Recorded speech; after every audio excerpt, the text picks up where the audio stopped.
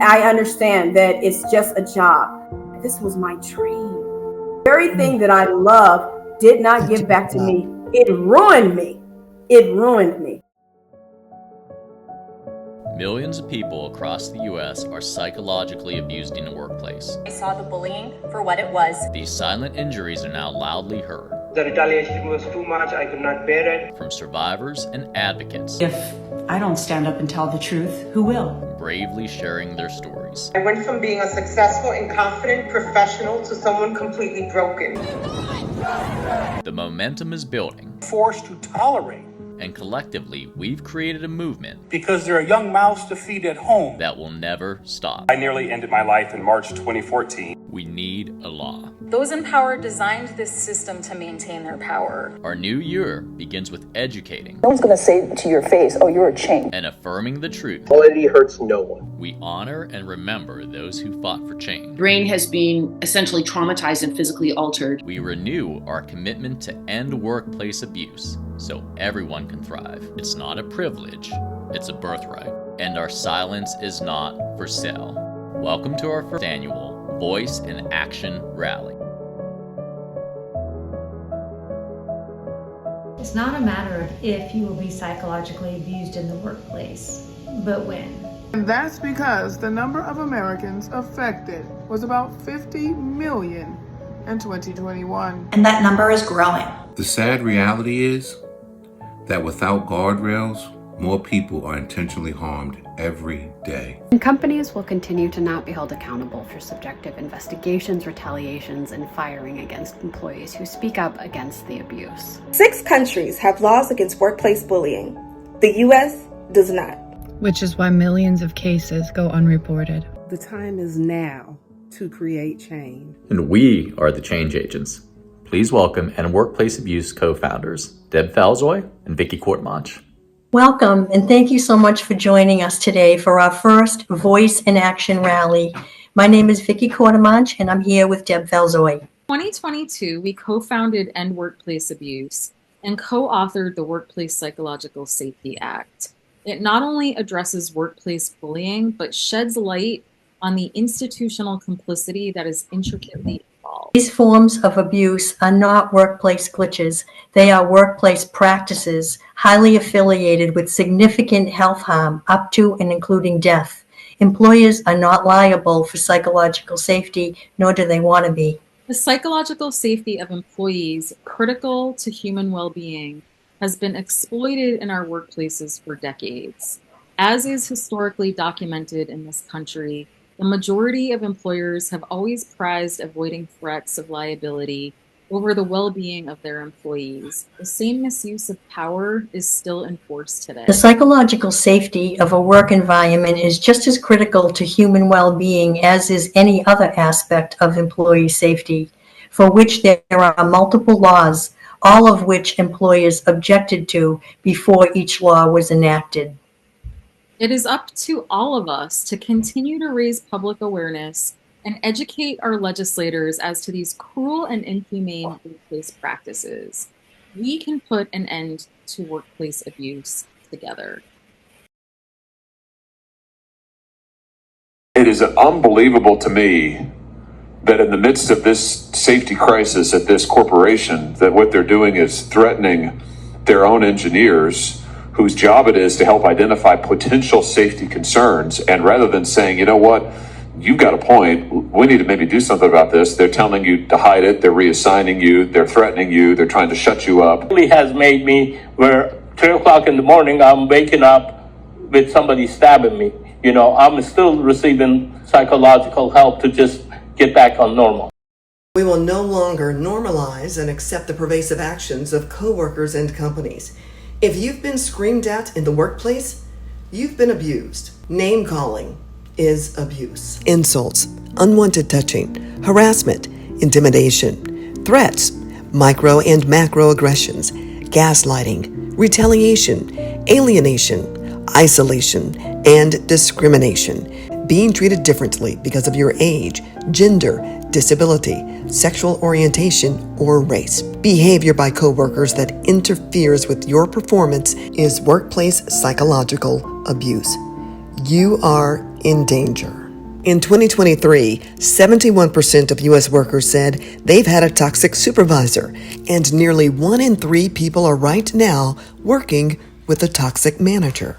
Those managers, supervisors, and human resource departments that turn a blind eye are not just complicit in maintaining an abusive culture. We're toxic bosses. We clearly favor other employees and make it super uncomfortable for you. They're fostering low morale and poor productivity. The same management that sits and complains that we need to watch breaks because our production's down low, all while him and his buddies take a 5.5-hour lunch. Increasing a company's liability and lowering their profit margins. And they don't want to pay their employees accordingly. And as an entrepreneur, we can pay ourselves. The pendulum needs to swing from profits over people to humanity. We're toxic bosses. We overwork you and expect you to compromise your well-being to get it done. But the increase in toxic environments. Employers tend to encourage, defend, and deny bullying whenever it's brought up, leaving the target of bullying out to dry. Is forcing employees from all generations because you failed to fit into the culture. You will be shunned to find new ways to make a living. We're toxic bosses. We sabotage your career growth by putting you on a performance improvement plan. To protect their mental health. Corporate America wants to know why so many people just don't want to work for them anymore, and well, it's stuff like this. Toxic bosses. We have major mood swings, so you'll never know which version of us you're going to get.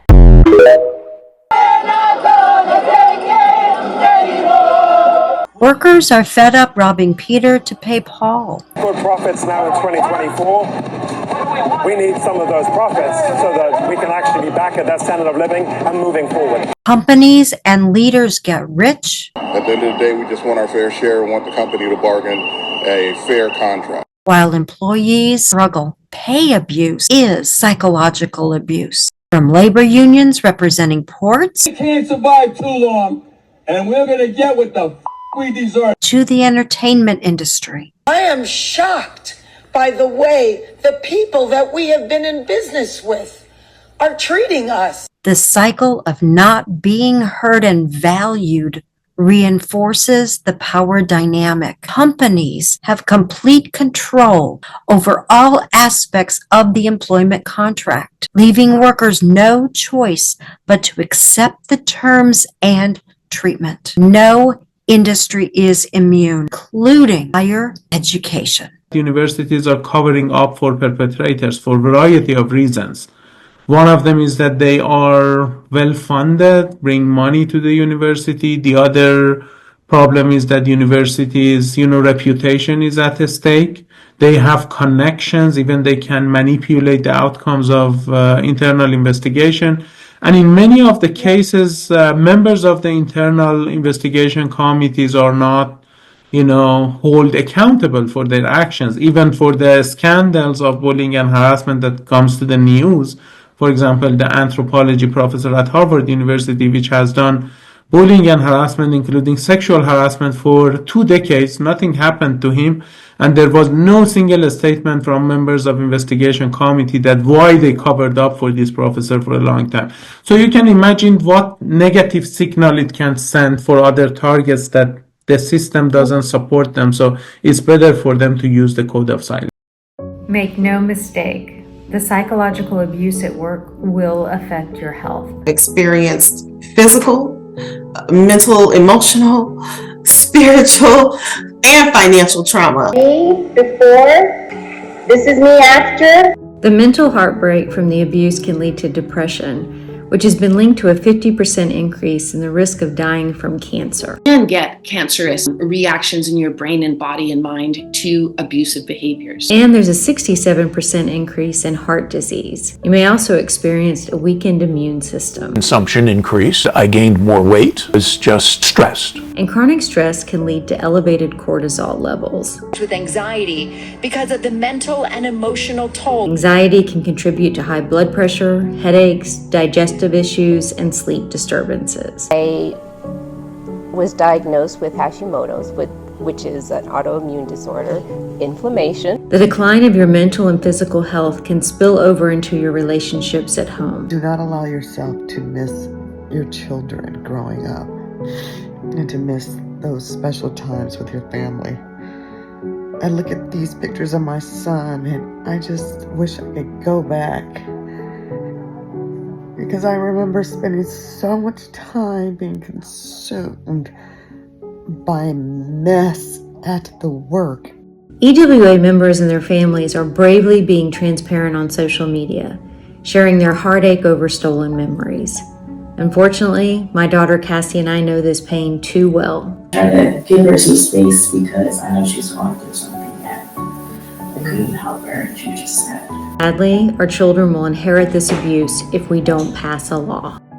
Our public stories are gaining momentum. She was stepping down from her role Monday in an Instagram with post. a bandwagon of whistleblowers and supporters standing up to power and speaking truth to power. Social media users noticed the first letters of the sentences starting the post spelled "I am silent." The media exposure is a necessary ally in this fight against workplace abuse. A moment of reckoning. Congressional hearings about the blown out plane door mid-flight surround safety issues from using inferior plane parts. But Boeing whistleblowers told a tale of emotional torture. They were reassigned, they were retaliated against, they were physically threatened. The CEO made a stunning admission, saying the quiet part out loud. Many of your employees have been fired for retaliating against whistleblowers. Senator, I don't have that number on the tip of my tongue, but I know it. I know it happened. While companies fear being exposed, employees fear much more. After whistleblower John Barnett raised his concerns about missing parts, he reported that his supervisor called him 19 times in one day and 21 times another day. And when Barnett asked his supervisor about those calls, he was told, quote, "I'm going to push you until you break." He broke.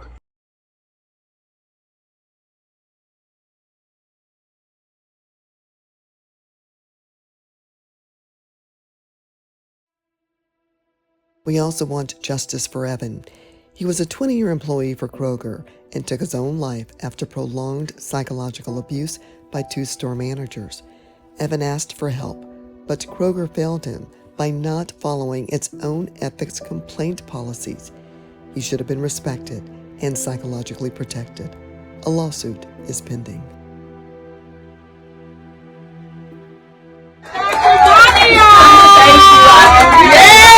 I would say you never know what somebody is going through, so thank you for doing this.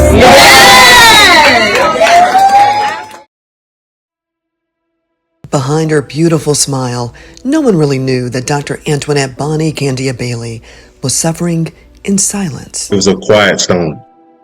It's difficult, to put into words how I feel.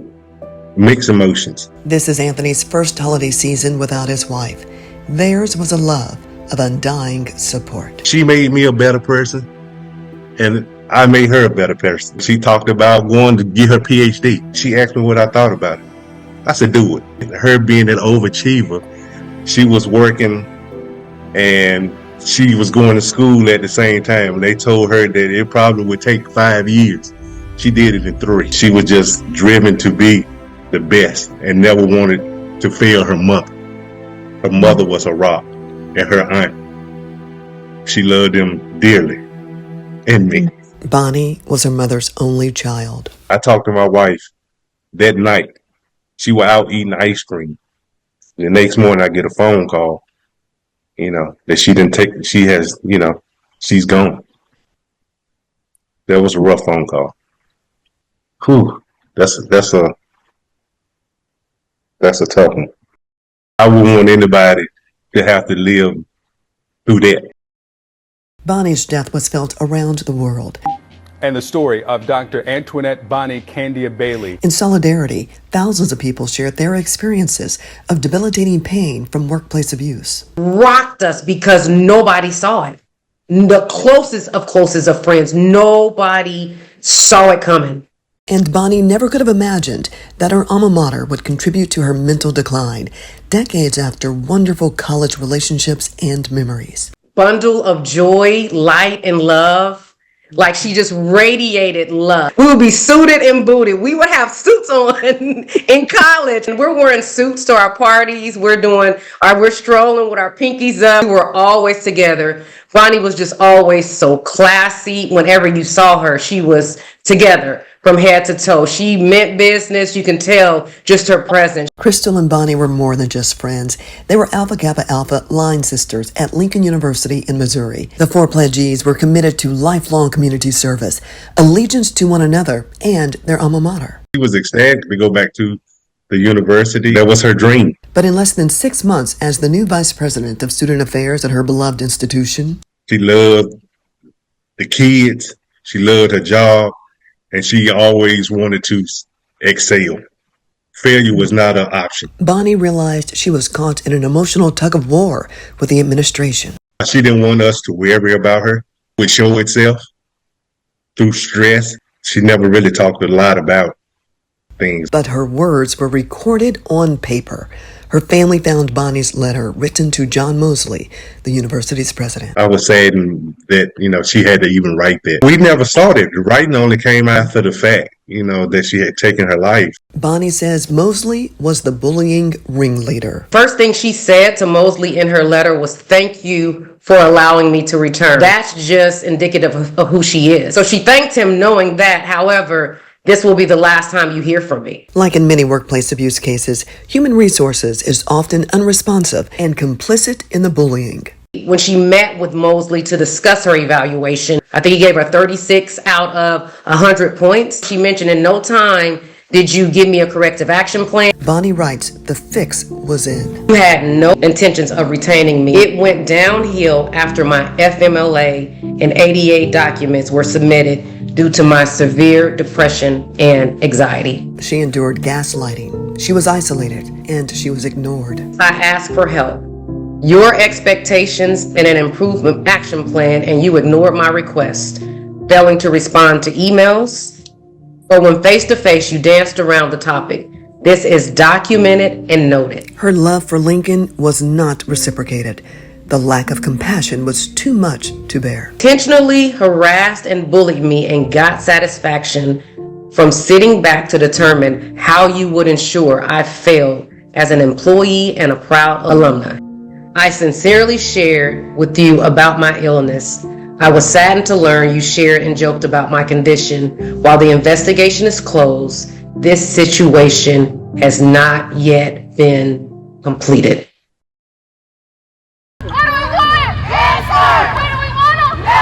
In the days after Bonnie's passing, students and alumni rallied and protested, pleading for an investigation and the firing of President Moseley. 2 months after Bonnie's death, their investigation found no bullying. There's no justice for her death.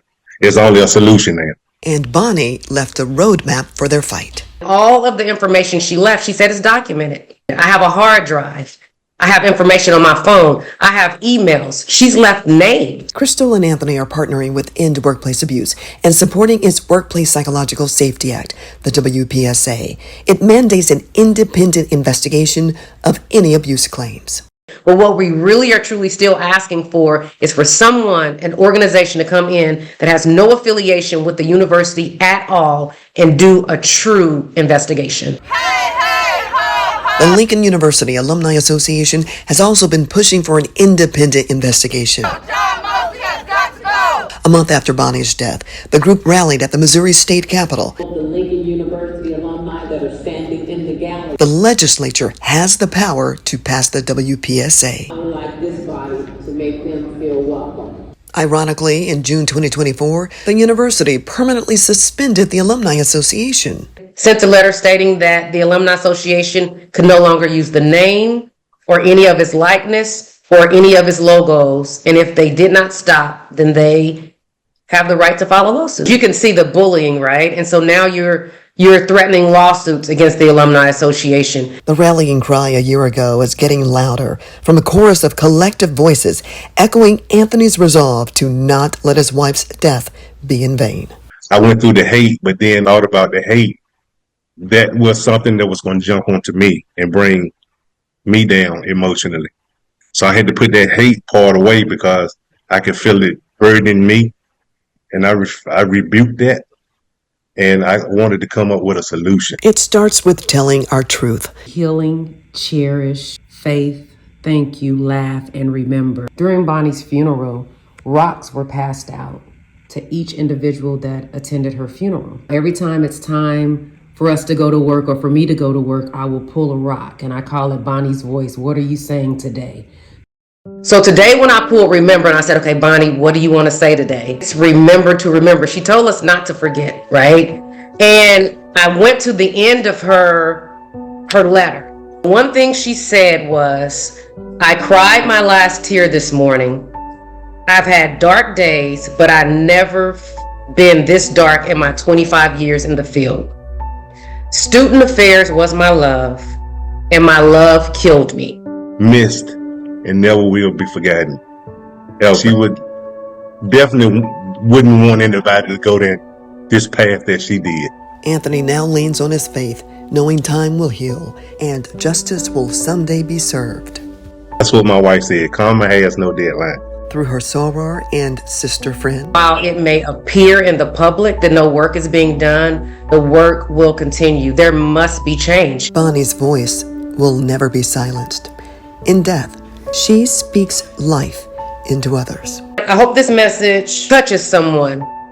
If your soul is empty, troubled, in despair, and you see red flags, leave. Do not try to stick around. And she left these final words for her bullies. Karma will catch up to you and a few others. It may not happen tomorrow. However, in time, karma and ill intentions are like a mirror.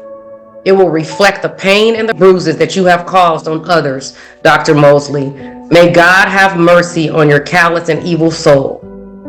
I wish my beloved LU all the best. Blue Tiger Pride, Bonnie. In general, when a family experiences the loss of a loved one due to self-harm, it is a different type of grief. And oftentimes that a grief is accompanied by guilt and shame, embarrassment, anger, frustration. So while the family attempts to process the stages of grief, they also have to process those emotions that are occurring in the background. In this particular situation, it's even more complex because there's no justice. There was nothing to reconcile that her death somehow brought about change, or there was any acknowledgement of what harm was done. It was almost like someone that commits a crime and is able to just walk away scot-free. You have to first and foremost allow yourself to process every single emotion, no matter what it is. It's vital to have a therapist and other professional help. Use your conscience as your guide. Do not feel pressured or forced to move through this process at any particular rate. They are still a part of your family, just in a different way. Make sure you rebuild your life and rebuild that life based on self-compassion. Our hearts and minds will likely forever ache from the trauma of workplace abuse. It's an excruciating and unforgettable pain. I was waiting for resolve. They were waiting for me to snap. Before they even finished the investigation, Louis Vuitton publicly promoted the perp, which emboldened him to harass me more frequently. She was diagnosed with PTSD. This is damage to your brain you get in wars. She got it going to work and doing her job. And it put me into a back and forth internally, professionally, personally, that I have never been in my entire existence. And on the other side of it, I've learned a term that I'd like to bring in from the beginning, though, now called workplace grooming. I didn't understand why they would open up to me or why certain things were happening. I just thought, okay, I guess this is part of it. Until they really started to demonstrate another side of themselves after I got my promotion, actually, because part of that grooming was put into the promotion, I have realized. And I saw how they felt about colleagues of mine, terrible things they would say. And I became fearful because it was, how do I make this situation safe where I please them and keep my job, don't step on any toes, and also don't look crazy.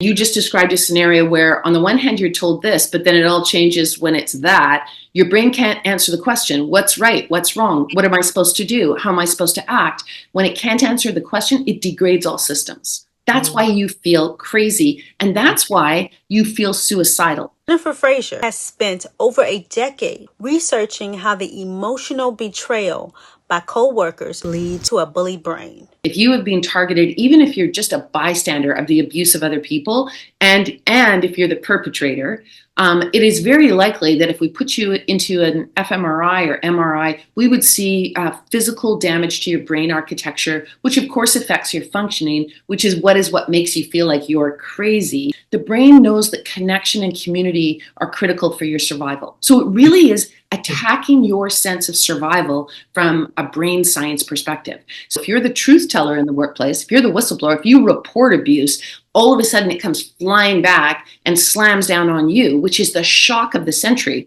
You know, we're taught all our lives to do the right thing and speak up when something's wrong and don't be a bystander. And when you do it in your workplace, all of a sudden you're the problem. You can imagine how for your brain, it's like, it's mind bending. You feel like you're imbalanced. Your memories are scrambled. You can't concentrate and you can't regulate your emotions. All of those things are because your brain actually is degrading all systems because it can't make sense of the situation that's unfolding before you. But Frazier says we can repair our brains. The first step, deep breathing, which communicates to our brains that we're safe. Focus on the present, eliminate with gentle kindness, anxiety and memories that are negative. Just move it all away, be present, be focused, feel compassion for yourself and others, and you can activate very consciously your parasympathetic system. And the second way to repair your brain to its full potential and power? If you take any word away from our conversation, please take the word neuroplasticity. It is our brain's capacity to change based on our practice and based on our environment. Practice behaviors, evidence-based things that can get our brain right back to organic brain health. 40 years as a neuroscientist. Michael Merzenich has designed a program with a team of international scientists. It's called Brain HQ, Brain Headquarters, Brain HQ. Google it. It's online, it's gamified, it's cheap. It's not fun, it's hard work, it's like going to the gym, it's like doing boring reps, and it will make your brain stronger and faster and better. And it will heal trauma. The healing journey from your invisible bruises should also include a therapist. Whenever we have a traumatizing event occur in our lives, it's actually a signal that change is a requirement. That it's time to look at our reality and find what is the next best thing for me to strive for. Not giving up on your visions or your dreams, because oftentimes we allow those to be stolen from us when we get caught up in the traumatic event or we're caught up in the struggle. Rewiring your bullied brain requires retraining your spirit and soul to reclaim peace and joy. Joy has to be present daily. Find things that still bring you joy. Were you really good at art or crafts? Are you a musician? Do you sing? Finding physical fitness, taking time to walk, be in nature, be with a friend that makes you laugh. Laughter is so important. We can't allow corporate America and workplace abuse to steal our joy. Because if you can take a person's joy, you can take their power away. Rewiring our brain to love life again includes a lot of laughter as part of our healing journey. Lee Henderson is a former HR rep for Fortune 500 companies. She's been dedicating her life to spilling the secrets about human resources and toxic work environments. Perhaps HR really stands for humorous ridiculousness. Instead of simply paying you what you're worth, when you decide to leave us for a higher paying job, what we're going to do is be okay with that, and we're going to turn around and we are going to backfill you for 3x the cost of your salary in effort, time, and real monies. And we are going to backfill you with someone who has way less experience because they're cheaper, even though they're incredibly less efficient, putting a huge drag on the organization. And that's if we even decide to backfill you. What we may do do is take your work and spread it across your previous team, burning all of them out, then they will leave and we'll sit here looking at each other like, what the hell happened? And we'll blame the environment, politics, Gen Z, of course, when all we had to do was pay you what you were worth in the first place. That's it. Equity. But God, we can't do that, right? That's no fun. Justice is defined by the person who seeks it, which may include suing your employer. Former employee of Vegas PBS breaking her silence after filing a bombshell lawsuit. EWA Nevada Bill Director Terry Chi is exposing her former employer, PBS. I thought I was coming into my dream job, only for it to become a nightmare. Workplace abuse is exacerbated for protected classes. According to a study in Forbes, 1 in 3 professional women of color are ready to leave the workplace next year. Discrimination claims must prove intent. It's really hard to prove because unless they say these words, like the N-word, or they use other forms of slurs based upon gender, race, disability, or whatever it may be, to really put that person down and demonstrate their thought process, how would you ever be able to prove it? Are trying to beat them at a game that's already fixed. Mayor Nasser is an employment attorney and an outspoken legal force for EWA who testified at the Massachusetts State House about workplace abuse. Enacting laws to provide accountability for psychological harm, we will witness more preventative measures. He says companies and their legal teams know their legal power is protected. And because that's the case, you see a lot of people engaging in implicit biases. You see a lot of underlying prejudice. Make sure you save all the receipts, factual evidence. When you have the stark pattern over and over and over again, that's how you show what the inner motivation truly is. Without guardrails, coworkers and companies are getting away with their unconscionable behaviors, which should be crimes, like domestic abuse and sexual assault. The underlying foundation of both is rooted in psychological abuse as part of the grooming process. We need a law. EWA's solution is the Workplace Psychological Safety Act in every state, giving claimants access to an independent investigation to prevent companies, universities, any employer from investigating themselves. Corporations control the employment narrative by saying that no one wants to work and talking to the media about quiet quitting, but they conveniently ignore quiet firing. Quiet firing is when companies make the workplace unbearable for an employee so that the person quits on their own. Josh Lowry ran for an Indiana State House seat. Quality hurts no one. Laws build trust. Safe workplaces build communities that can thrive. And happy workers contribute to building profitable businesses. If we can protect the physical bruises at work through OSHA, we can do the same for the invisible bruises that can take a lifetime to heal. We are part of the global effort to basically increase the and demand for that change.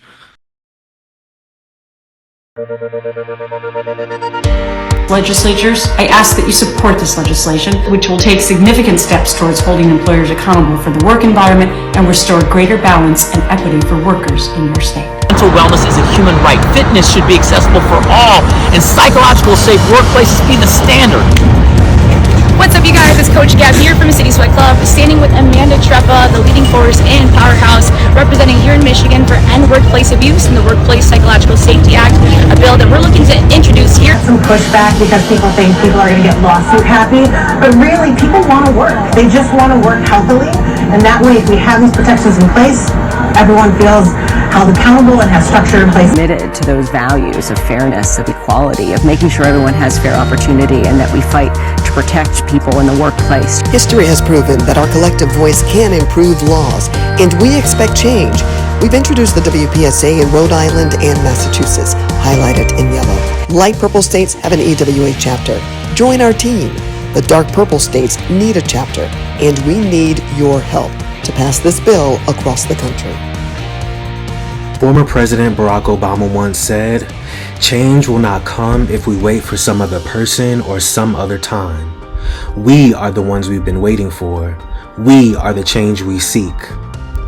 Hello everyone, my name is Brandon Chamberlain from the state of Arizona, known for its natural beauty such as the Grand Canyon, and we're asking that you also make this state known for being a psychologically safe place to work.